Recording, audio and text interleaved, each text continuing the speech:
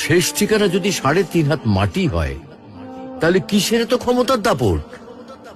ভোর ৫টায় মৃত্যু, সকাল ৬টায় জানিয়ে দেওয়া হবে মাইকে, ৮টায় শেষ গোসল করানো হবে, ৯টায় তোমাকে নতুন কাপড়ে সাজানো হবে, জোহরের নামাজের পরে তোমার আলিশান বাড়ি থেকে বের করে নিয়ে যাওয়া হবে, ২টায় তোমার জানাজার নামাজ পড়ানো হবে, ২:৩০টায় তোমাকে কবরে নামিয়ে ফেলা হবে।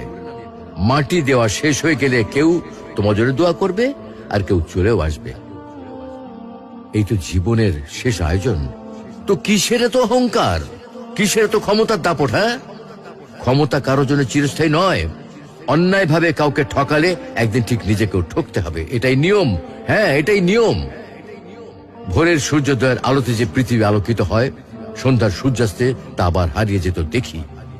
অসত্য দিয়ে সত্যকে কখনো ঢেকে রাখা যায় না। প্রকৃতি